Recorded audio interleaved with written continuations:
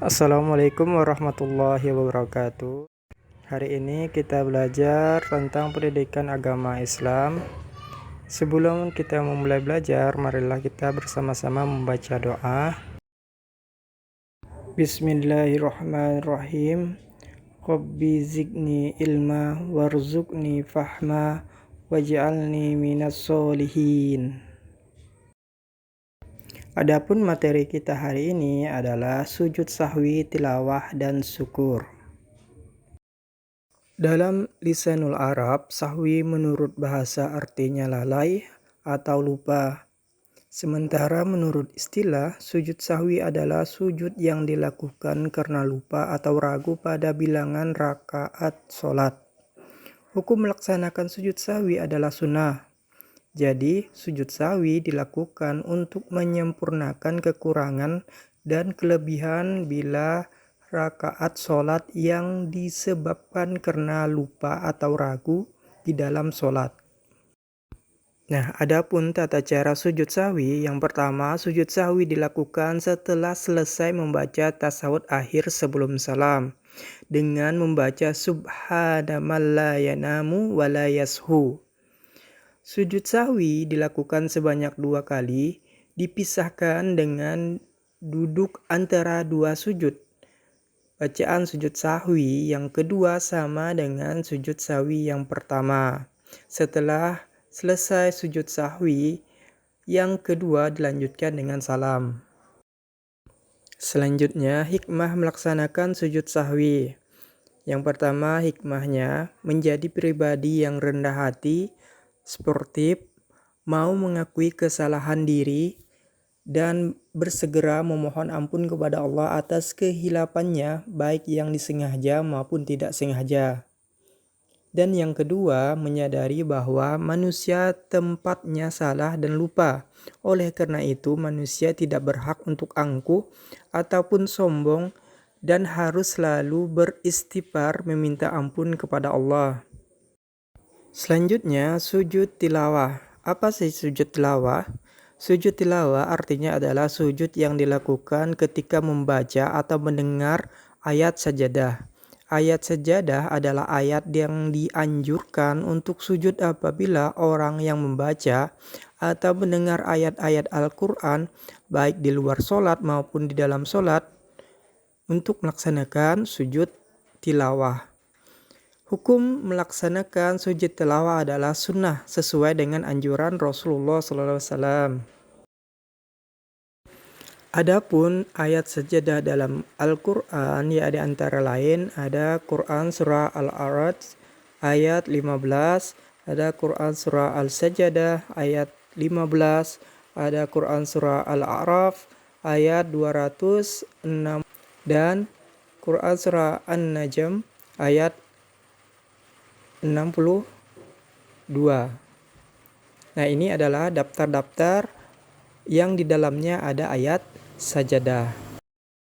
Nah, kemudian tata cara sujud tilawah. Nah, sujud tilawah ini ada 2. Yang pertama di luar sholat. Nah, di luar sholat yang pertama itu adalah menghadap kiblat, berniat untuk sujud tilawah setelah menyumpahi ayat sajadah. Terus melakukan takbiratul ihram. Sujud 1 kali disunahkan membaca doa sujud tilawah. Kemudian bangun dari sujud dengan membaca takbir, kemudian melaksanakan salam. Tata cara sujud tilawah di dalam sholat. Jadi, jika dilakukan di dalam sholat, orang yang sedang sholat dapat langsung melakukan sujud tilawah setelah membaca ayat sajadah. Setelah sujud, langsung takbir dan kembali berdiri untuk melaksanakan sholat. Dalam sholat berjamaah, jika imam melakukan sujud tilawah setelah membaca ayat sajadah, maka makmum harus mengikutinya. Akan tetapi, jika imam tidak melakukan sujud tilawah padahal ia membaca ayat sajadah, makmum tidak boleh melakukan sujud tilawah sendiri. Hikmah melaksanakan sujud tilawah. Yang pertama, mendekatkan diri kepada Allah. Dengan sujud tilawah, kita sebagai makhluk ciptaannya akan merasa dekat dengan Allah. Yang kedua, dijauhkan dari godaan setan. Yang ketiga, meningkatkan derajat ketakwaan seseorang kepada Allah.